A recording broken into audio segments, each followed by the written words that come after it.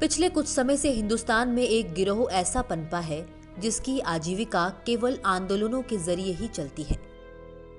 फिर चाहे शाहीन बाग हो या जेएनयू हो, मजदूर आंदोलन हो, सीएए, एनआरसी या फिर हाल ही में चल रहा कथित किसान आंदोलन, ये हर जगहों पर दिखाई देते हैं, बिना बुलाए ही पहुंच जाते हैं। इनका एक ही मकसद होता है, देश में अराजकता पैदा करना।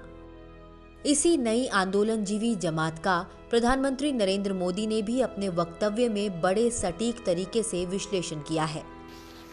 हम लोग कुछ शब्दों से बड़े परिचित हैं, श्रमजीवी, बुद्धिजीवी, ये सारे शब्दों से परिचित हैं।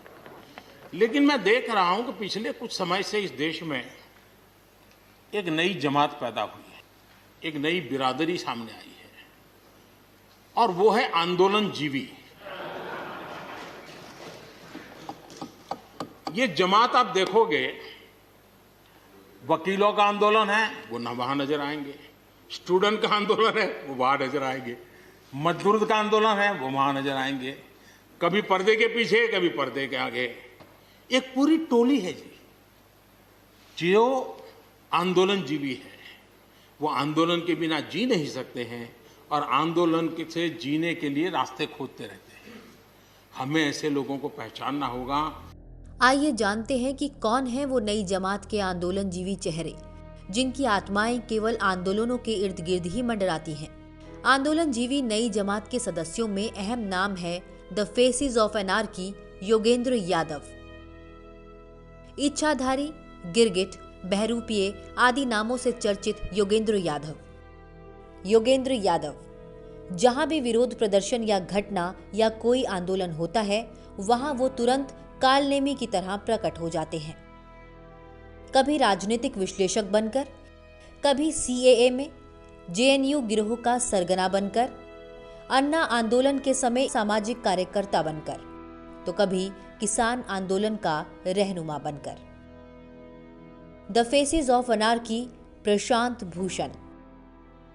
योगेंद्र यादव की भांति प्रशांत भूषण भी कभी वकीलों के आंदोलन, अन्ना आंदोलन, सीएए के विरोध में या किसान आंदोलन में हर जगह हाजिरी लगाने पहुंच ही जाते हैं। The faces of anarchy Swara Bhaskar. ये थोड़ी दूसरी टाइप की परजीवी है। बिना इसकी उपस्थिति के तो मानो कोई आंदोलन चल ही नहीं सकता। आंदोलनों में जाकर उनके बीच झूठ फैलाना, उन्हें भड़काना इनके प्रोपेगेंडा में शामिल है।